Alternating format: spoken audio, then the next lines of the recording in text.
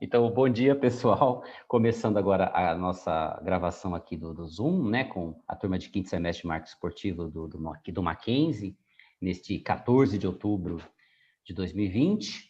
Estamos hoje com um convidado especial na nossa aula, o especialista e professor Ivan Furegato Moraes.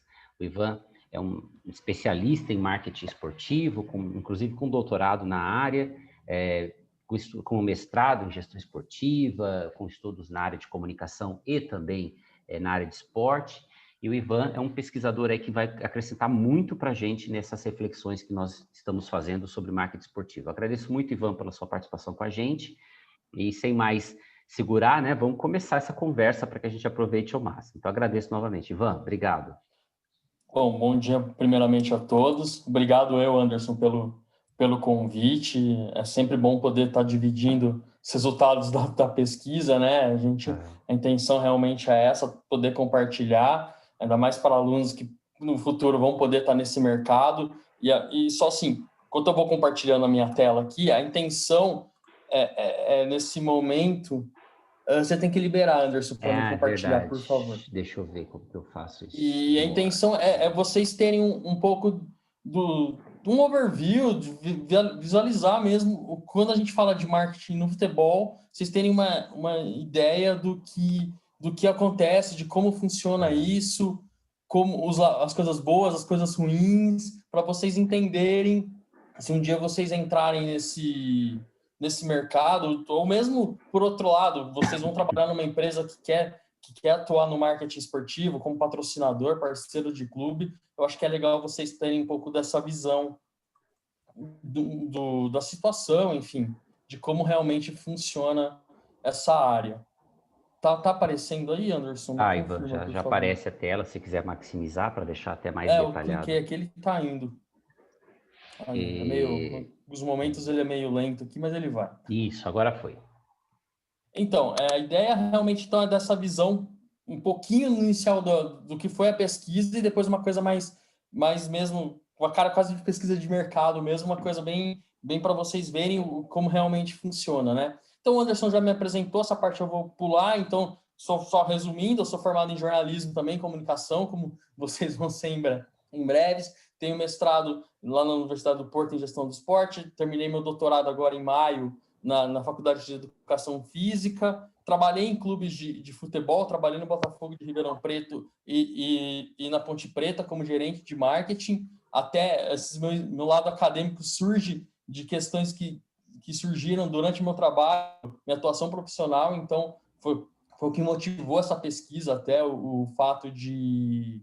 Enfim, as inquietações que surgiram dali, falta de informação, falta saber o que fazer mesmo, em alguns momentos, e eu também sou diretor da ALGED, que é a Associação Latino-Americana de Gestão de Esporte, e diretor da Associação Brasileira de Esportes, a Abragesp, e aí só fazendo um merchan rapidinho, agora em dezembro, em setembro era para ser o Congresso Brasileiro de Gestão de Esporte, pela pandemia ele foi adiado para março, mas em dezembro nós vamos ter o pré-evento, né, o pré-CBGS, são 2 dias com 2 lives, né, em cada dia, uma live em cada dia, discutindo um pouco a gestão, temas atuais, com pessoas de fora do Brasil, até a gente vai aproveitar essa estrutura online. Então, quem tiver interesse pela área, quem tiver mais vontade de conhecer, eu sugiro acompanhar o evento e seguir também a Abragesp nas redes sociais. Sempre tem um conteúdo interessante, divulgação de eventos, fica um convite também para quem quer se aprofundar um pouco mais nessa área, né? Pode deixar que quando estiver mais perto eu divulgo para eles, que eu também tenho interesse e eu compartilho com a galera. Obrigado. Perfeito, Anderson, obrigado. Então, iniciando com um breve contexto, se a gente voltar na década de 80, houve ali um processo de liberação dos patrocínios nos uniformes, eles eram proibidos até então, tanto pela FIFA, tanto pelo governo brasileiro, na época, pela lei esportiva, eles eram proibidos, e na década de 80 houve essa liberação e o aumento das transmissões. Então, tudo isso fez com que os clubes se desenvolvessem e começassem a querer utilizar o marketing esportivo, tanto na Europa quanto no Brasil. E aí um ponto interessante porque a gente tem um começo mais ou menos parecido, tanto na Europa quanto no Brasil. Depois cada um segue seu rumo, como a gente vai ver, mas o começo em si foi bem próximo dos dois, né? na década de 90, quando a gente fala de Europa, ocorre uma profissionalização do marketing esportivo, com a mercantilização do futebol e a expansão global, né? O futebol se torna um negócio, um entretenimento, uma indústria do esporte mesmo, enquanto no Brasil esse processo é lento, é criado lentamente os departamentos de marketing, o foco é vender patrocínio, não é nada além disso, além de vender publicidade no campo, na camisa, então é um processo bem lento, enquanto a Europa esse processo já é bem mais acelerado, né? Aí quando a gente chega no começo, na virada do século, começo do século XXI, a gente pode observar que na Europa eles já começam a refinar o marketing, então uma coisa mais avançada, começa a se trabalhar com gestão de marca, com gestão de relacionamentos, começa, enfim, uma coisa muito mais apurada, enquanto no Brasil começa a profissionalização acelera um pouco, a gente começa a desenvolver os sócios torcedores, eles começam a olhar um pouco mais para o torcedor como um cliente, enfim, é um processo bem mais lento do que ocorre na Europa, né? E o que a gente tem hoje, né? Basicamente um overview bem geral. Quando a gente fala de Europa, principalmente os principais clubes, né?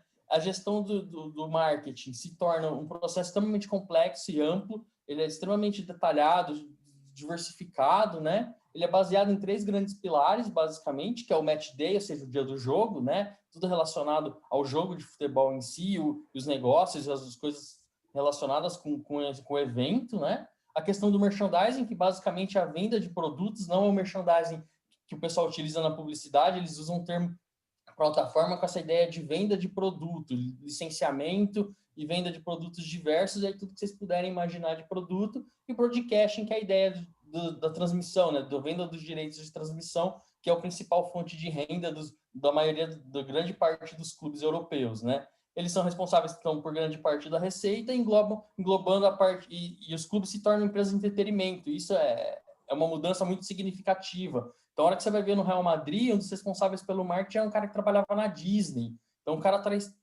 toda essa visão do entretenimento, dessa coisa norte-americana para o futebol europeu, né? Para o Real Madrid, para o Manchester, que são as grandes referências quando a gente fala de marketing na Europa, né?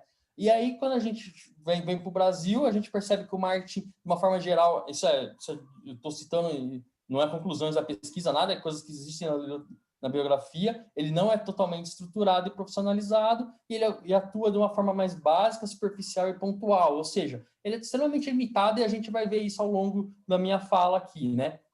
Em paralelo a todo esse desenvolvimento... Ivan, Oi? deixa eu te pedir um favorzinho, que como eu passei você para host, se você puder ver aí se tem alguém pedindo para entrar, só libera a pessoa. Eu acho que tem algum aluno... Sim, desculpa. Não, eu que peço Vou desculpas, eu esqueci controlando desse aqui. detalhe. Não, é só se você puder, só quando tiver alguém pedindo, liberar aí a Não, entrada, já agradeço. estão entrando já.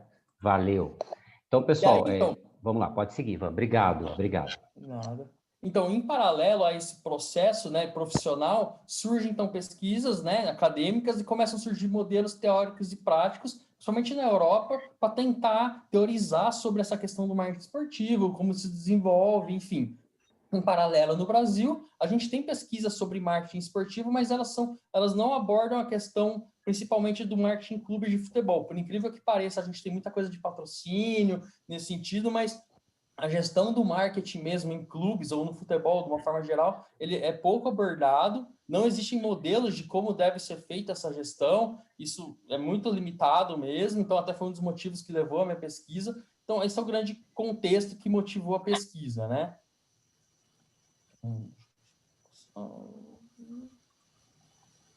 Então, a pesquisa, né? O que foi feito?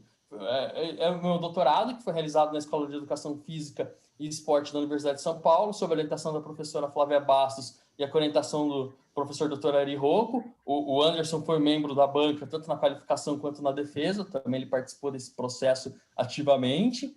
O objetivo da pesquisa foi, então, propor um modelo teórico e prático para a gestão do marketing nos clubes de futebol, adequado à realidade, e aqui é importante porque não adianta a gente pegar o modelo do Real Madrid, ou do Manchester, ou dos Estados Unidos e trazer para o Brasil. A gente precisa adaptar, e para isso, incluído, e a ideia foi incluir parte teóricas e parte práticas para fazer uma junção, uma coisa que realmente fale com a realidade brasileira e que tenha um embasamento teórico, mas que também tenha que ver com olhos a realidade. Não adianta a gente querer ser só teórico, que a coisa também não funciona, né? A pesquisa foi realizada em 4 fases, só que é só um overview, tá? Eu não vou entrar em muitos detalhes disso, é só para vocês terem uma visão geral do que foi feito e depois a gente entra em detalhes. Então, a primeira fase foi uma parte mais teórica, de análise de modelos de gestão de marketing mais esportivo.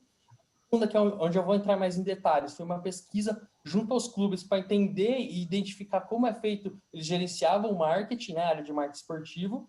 A terceira foi uma comparação entre a fase 1 e 2, para a gente comparar, então, a teoria e a prática, e, por fim, construir um modelo que é indicação de como, uma sugestão, um caminho de como deve ser feita a gestão do marketing no Brasil. Como eu falei, eu vou focar muito na pesquisa junto aos clubes para dar essa visão do que existe mesmo, do que acontece, né? Então, a pesquisa, esse bloco da pesquisa, ele se caracteriza com uma entrevista em profundidade com os 16 clubes que participaram da série A1 do Campeonato Paulista de 2018. Seria a primeira divisão do Campeonato Paulista. Os clubes que participaram, 16, são esses que vocês estão vendo na imagem. Tem clubes de todo o estado de São Paulo, todas as regiões praticamente. E por que a gente escolheu o Campeonato Paulista? Porque se vocês observarem, vocês vão ter... A gente tem clubes aí, como os grandes aqui de São Paulo, que disputam Libertadores, Campeonato Brasileiro, Campeonato Mundial, se for o caso. Enfim, então, eles são de um porte internacional, de certa forma, né? Então tem uma estrutura muito grande, uma estrutura mais complexa, enquanto tem clubes de segunda, terceira divisão do Campeonato Brasileiro, que já tem uma estrutura mais mediana, e clubes, por exemplo, que só disputam o Campeonato Paulista ao longo do ano. Então, de certa forma, a ideia foi tentar pegar uma amostra mais variada possível para a gente ter uma visão ampla desse fenômeno. A ideia não era focar só nos clubes grandes ou só nos pequenos, mas tentar ter uma comparação também e ver algumas coisas curiosas que a gente vai ver ao longo da minha fala. Então, dos 16 clubes, 14 aceitaram participar, então 14 foram entrevistadas 15 pessoas desses 14 clubes. Por que 15? Porque um clube 2 pessoas falaram, tá? Mas, e quem que foi ouvido nesses clubes? Basicamente, a pessoa que se apresentou como responsável pelo marketing. Então, teve clubes que o responsável era o presidente do clube, teve clubes que tinham um gerente de marketing, um coordenador, o outro era um supervisor, enfim. A pessoa que se identificou como responsável pela área foi entrevistada. Essas entrevistas geraram uma quantidade muito grande de dados, mais de 15 horas de gravação e 244 páginas de informação. Então, a gente tem um material bem vasto, foi obtido, bem rico. E para vocês terem uma ideia disso, essa imagem ampla aqui, ela era uma visão do processo de análise das informações. Então, eu peguei as entrevistas, decupei elas, fui segmentando elas, criando categorias, subcategorias e gerando a análise, né? E aí, quando a gente fez essa análise, o que resultou tudo esse monte de dados, né? Resultou em 5 grandes categorias, vamos pôr dessa forma. Primeira, com relação aos entrevistados, né? Depois, com relação à estrutura do departamento de marketing dos clubes, ou seja, que estrutura tinha o marketing, tinha uma sala, ele tinha quantas pessoas, como ele estava organizado ali, né? Depois a questão do planejamento, como que era feito o planejamento do clube geral e o do marketing, já que o do marketing, ele vem, teoricamente, ele deve vir do planejamento do clube e se ele existia, como ele era, a gente vai ver detalhes disso à frente. A questão da execução, ou seja, o que os clubes faziam de marketing, o que eles tinham ali de prática de marketing, como o marketing, o departamento atuava, o que essas pessoas faziam, entendeu? Eles trabalhavam só realmente com marketing, eles tinham outras funções, enfim. Então, essa parte mais detalhada do dia a dia, da prática, e por fim uma questão de avaliação e controle, ou seja, como esse departamento de marketing ele era avaliado pelo clube, se existia, e a gente vai ver depois detalhe. Então, essa é uma visão geral dos 5 grandes áreas, e agora nós vamos passar por cada uma, apontando alguns achados da pesquisa, né? Então, primeira coisa que, devido a uma questão ética, eu não vou citar os clubes, eu sei, é triste, vocês vão ficar curiosos em algum momento, mas eu não posso citar o nome dos clubes por uma questão ética, todo mundo me cobra, mas porque tenho curiosidade. Alguns clubes, vocês não, talvez percebam quais são, mas de uma forma geral não vou falar. Dos entrevistados, dos 15 entrevistados, 11 eram homens e 4 mulheres, e aí é uma coisa que chama atenção, porque, de certa forma, apesar de ser um ambiente machista, a gente ainda tem 4 mulheres que têm um cargo importante no marketing. Não é o ideal, isso deveria ser mais equilibrado, mas eu acho que é um começo, e com uma idade aí, uma média de idade de 38 anos. Desses entrevistados, dos 15, 14 tinham tinham um nível superior, a maioria formada em marketing ou publicidade e propaganda, justamente a área que vocês estão, né? E aí, aquilo que eu falei, diversidade de cargos. Eu entrevistei desde presidente de clube até uma pessoa coordenadora de marketing num nível super inicial ali, mas que era o responsável pela área. Então, a gente teve uma visão bem ampla de diversos níveis, né? Dessas pessoas, uma só tinha mestrado, era o nível mais alto encontrado de educação, e a grande maioria possuía pelo menos uma especialização MBA, 11 dessas pessoas, sendo 7 na área de marketing esportivo, ou seja, de certa forma, a maioria ainda tem alguma formação específica para poder estar atuando nessa área. Não é simplesmente formado só, a pessoa buscou um conhecimento específico, e desses entrevistados, apenas um não era remunerado, ou seja, ele trabalhava de forma voluntária no clube, né? E 5, aí um ponto já começa a complicar, que 5 não possuíam dedicação exclusiva. O que significa? A pessoa trabalhava basicamente meio período ou 3 vezes por semana. Então, aí a gente já começa a ter alguns problemas aí surgindo na parte da estruturação. Qual é o perfil da pessoa realmente que trabalha no marketing? Tá? Quem trabalhava no marketing foi entrevistado. Aí eu tirei presidente, eu tirei essas pessoas que não são da área mesmo. Normalmente eles são homens de 36 anos, formados em publicidade e propaganda, especializados na área de gestão ou marketing, com cargo, aí a maioria tinha cargo de gerente ou de diretor, atuava no clube remunerado e estava no clube há mais ou menos uns 2 anos e meio. Então, esse seria o perfil geral de quem trabalha nessa área específica do marketing, né, nesses clubes entrevistados. E aí, entrando na próxima categoria, com relação à estrutura, né, ou seja, como estava a parte de estruturação, né, dessas coisas, começando pelo clube. Então, se a gente, dos 14 clubes, 3 eram clubes associativos clássicos, mas com futebol terceirizado, ou seja, ele era um clube, mas o departamento de futebol era uma empresa que geria, então era um clube quase empresa no sentido de que ele tinha uma visão mais empresarial da coisa, apesar de não ser originalmente. 2 clubes eram empresas, realmente empresas com fins lucrativos, que a ideia era dar lucro, e 9 clubes é o clássico associativo sem fim lucrativo, que é o principal que acho que todo mundo conhece, né? Aquele clube que tem presidente, conselho deliberativo, eleição, toda a questão política por trás, que a gente vai ver isso mais para frente, como isso interfere. Esses clubes, aí um detalhe curioso, nos clubes empresas eles haviam menos departamentos, e enquanto que nos clubes associativos o marketing e a comunicação eles se fundiam. Isso é um ponto que a gente vai ver ao longo da apresentação, e foi um achado da pesquisa, essa junção de marketing e comunicação que a gente aborda um pouco mais detalhado à frente, mas é uma característica basicamente nossa aqui do Brasil, ela é pouco presente na literatura, por exemplo. E aí, comparado, então, com a teoria, né? Os clubes, eles não têm CEO, a maioria não existe essa ideia de diretor executivo, ou seja, você tem um presidente e diretores de área só, não existe uma separação na parte esportiva de negócio, eles não, é uma confusão entre o que é comercial e é marketing, as pessoas acham que marketing é só venda de patrocínio em alguns clubes, ou o marketing ele não vende, enfim, é meio confuso isso, e algumas áreas que é tida como fundamental pela teoria, como relacionamento com o público, operações, planejamento, elas simplesmente não existem essas áreas, elas são ausentes. E se a gente pegar por base as regras da CBF, que ela tem uma série de determinações para o marketing, que vem da questão do licenciamento de clubes, foi observado que 6 clubes não haviam um cargo de liderança, ou seja, 6 clubes não tinham um diretor ou um gerente de marketing, havia só uma pessoa de nível médio ou inferior, né, pensando numa estrutura organizacional, né, um cargo mais inferior, ou seja, não tinha uma liderança na área, quando a CBF exigia, e a maioria dos clubes não faziam as exigências, as ações exigidas. Então, por exemplo, a maioria dos clubes não tinha um planejamento, uma análise, pesquisa, enfim, eles não tinham esse tipo de ação, sendo que a CBF exigia. Numa situação ideal em que fosse exigido isso mesmo no papel, porque é uma regra que existe, mas não é exigida, isso poderia gerar problemas para os clubes, né? Então, só 3 clubes possuíam uma estrutura mais próxima ao que exigia a CBF, e mesmo assim com limitações. Então, a gente começa a ver já alguns problemas aí, né?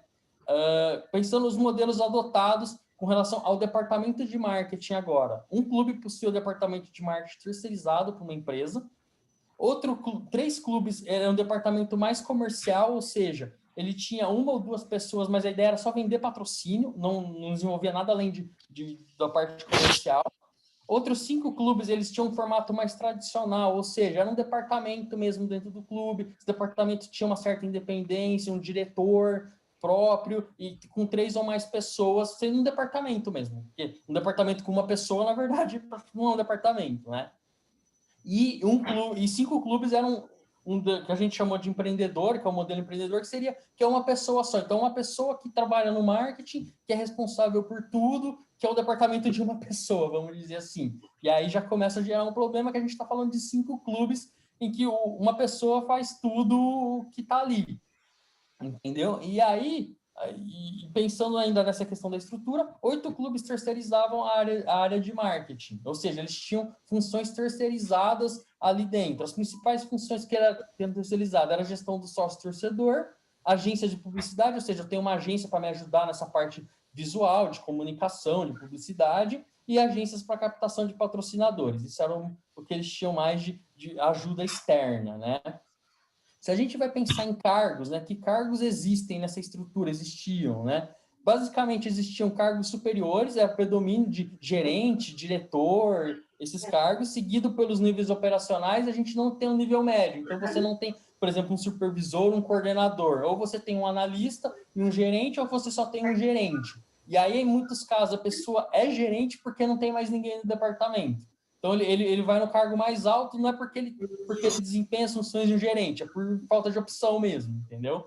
E 4 clubes não haviam responsável remunerado, ou seja, o gerente ele era voluntário. E isso começa a dar problemas porque normalmente a pessoa não é ligada a essa área, entendeu? Então, eu como funcionário do marketing, o cara respondia a uma pessoa que não tinha ligação, a um arquiteto, um engenheiro, um dentista, enfim. E aí a gente começa a ver a debilidade dessa pessoa exigir e controlar a área, né? Pensando na posição do marketing, ou seja, como que ele está nessa estrutura. 6 clubes que possuíam um departamento de marketing, ele era direto à presidência, ou seja, não tinha um diretor, quem mandava era o presidente do clube, ele que determinava o que o marketing fazia, enquanto em outros 6 existia uma certa autonomia. Então, tipo, o marketing poderia trabalhar de igual forma, enfim, funcionar de uma forma mais autônoma, né? Só 5 clubes possuíam divisões internas, ou seja, o clube, eles tinham equipes que trabalhavam em áreas específicas, sub-áreas dentro do marketing. Isso se deve principalmente porque não tinham pessoas, ou seja, como eu vou ter divisões internas em um departamento que é 2 pessoas, não tem como fazer isso, né? Fica bem complicado.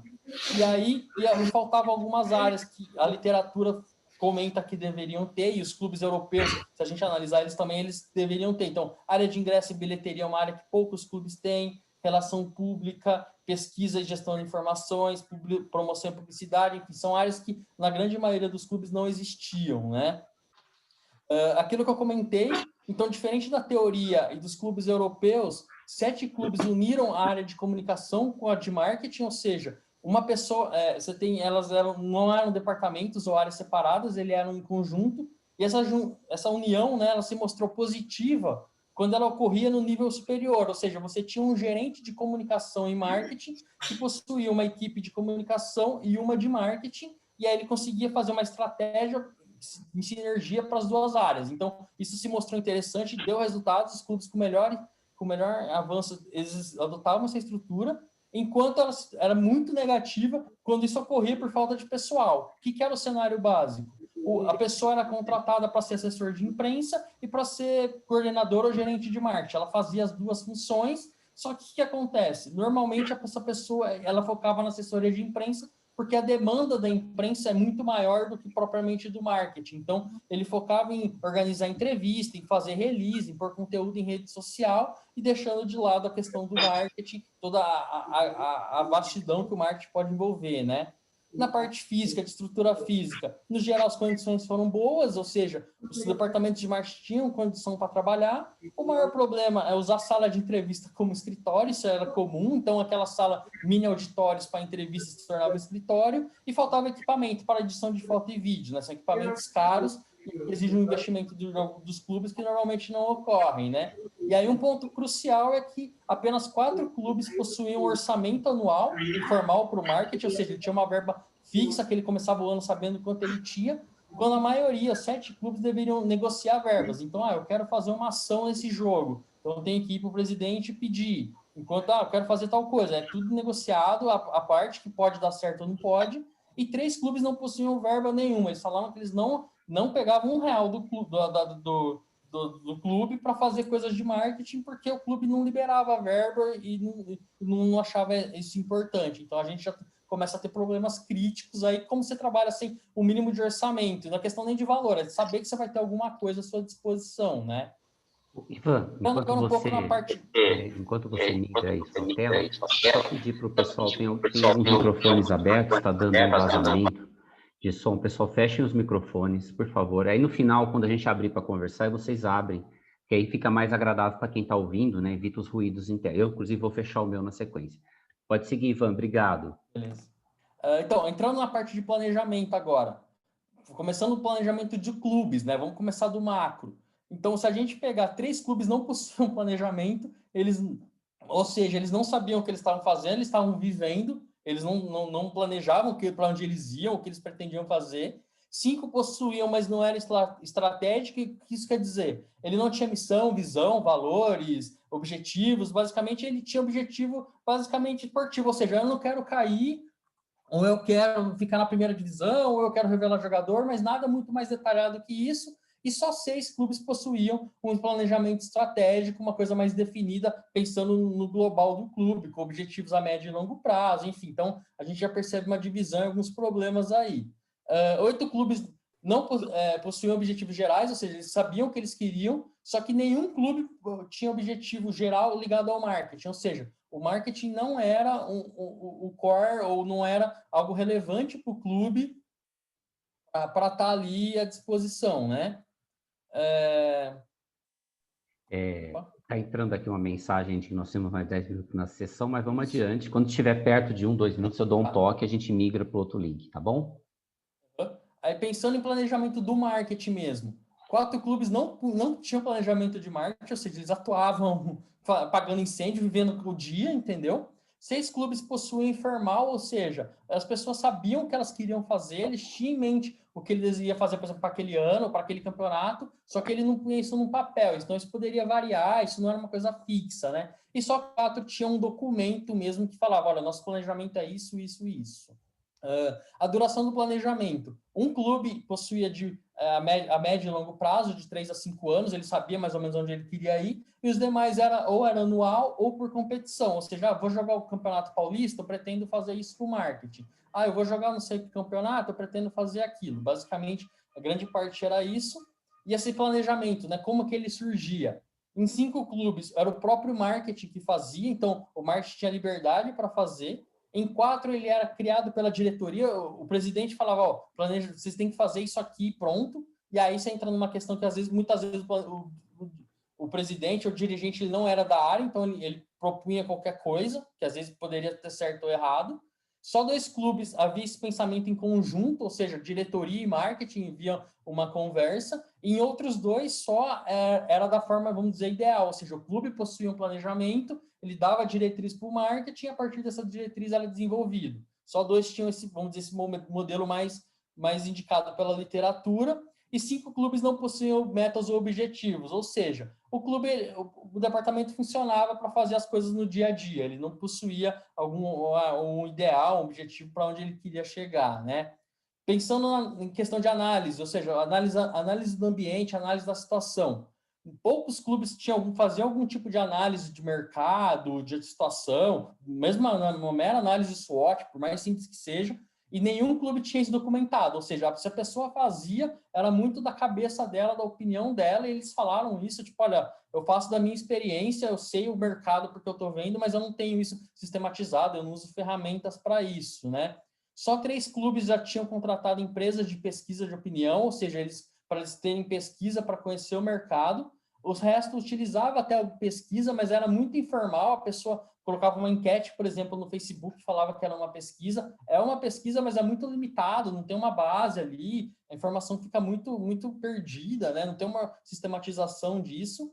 E aí uma questão interessante é o uso de referências. Então, eu perguntei, você se baseia em alguém na tua atividade, para planejar, para as ações? a grande maioria se planejava em outros clubes, ou seja, ele copiava, vamos dizer, os outros clubes, né? Ele ficava analisando e copiando, e aí a gente tem uma minoria que se baseava ou num clube no esporte americano, ou entre as empresas, e um que citou que não usava referência nenhuma. Ele fazia o que ele tinha possibilidade e não via o resto do mercado, não fazia benchmark, vamos por dessa forma, né?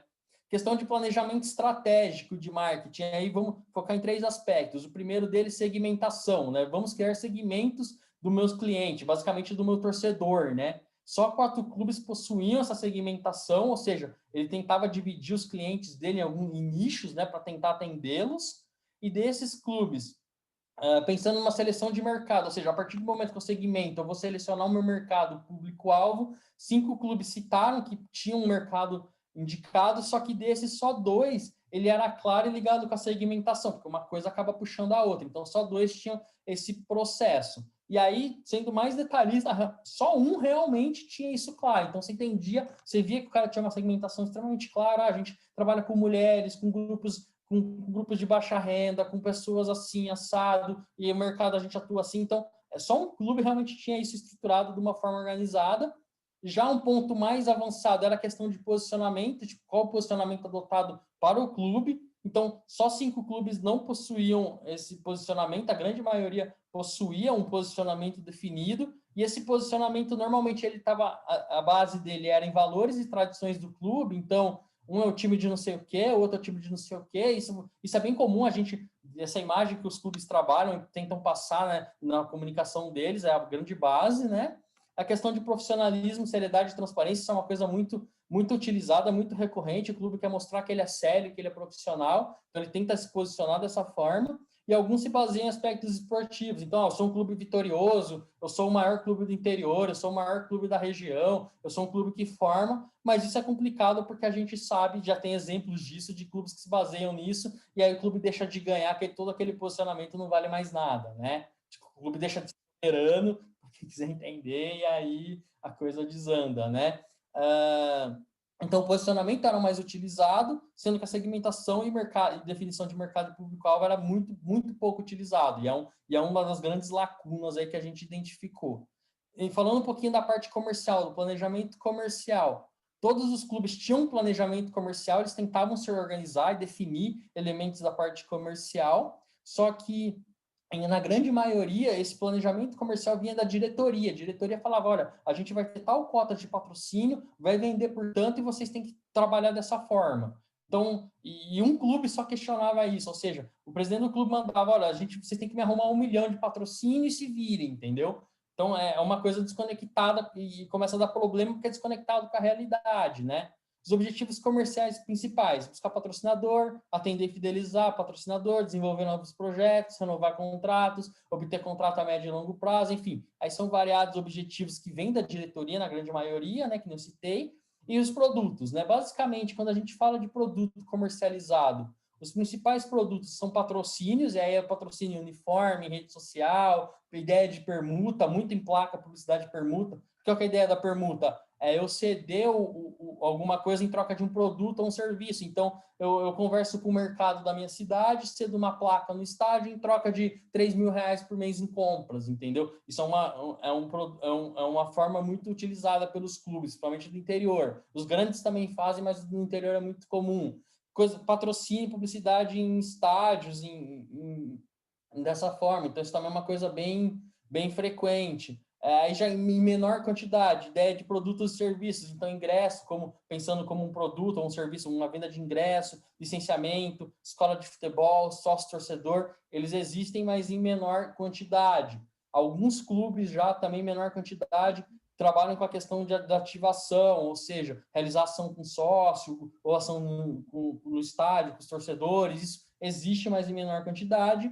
Um ponto curioso é a questão do direito de transmissão, porque normalmente quem negocia direito de transmissão não é a área de marketing, é o presidente do clube, que negocia principalmente com a Globo. Então, o marketing normalmente não tem acesso a essas informações, ele não tem acesso ao contrato, a detalhes, isso fica restrito à presidência dos clubes, é um ponto complicado, um ponto meio nebuloso aí, e a questão de lei de incentivo também é um ponto comum. Mas, basicamente, o foco comercial é vender patrocínio uniforme, vender publicidade no estádio ou no CT e trabalhar com o sócio do torcedor, tentar angariar sócios e benefícios para o sócio. Basicamente, a gente fala de comercial, é só isso que a gente tem nos principais clubes, com algumas exceções pontuais, né?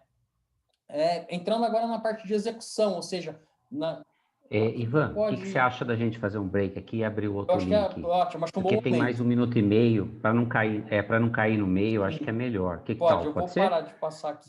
Você cria aí, Anderson? Isso. Eu vou sair, então. Isso. Então, pessoal, eu vou criar o link agora, o novo link, para evitar problema do Ivan ser interrompido aí no meio da fala dele. Eu vou mandar na sala nossa do Moodle para vocês e pelo WhatsApp para o Ivan. A gente retoma na sequência para o término da apresentação e para as interações de vocês com ele, tá bom? Então, vamos migrar agora para essa nova sala. E obrigado, Ivan, por enquanto. Está muito interessante, já tem várias anotações Já aqui. continua, tá Espero que a quase gente acabando. consiga ter uns minutos para conversar no final. Então, vamos lá. Então, fechando aqui para ir para a próxima. Obrigado.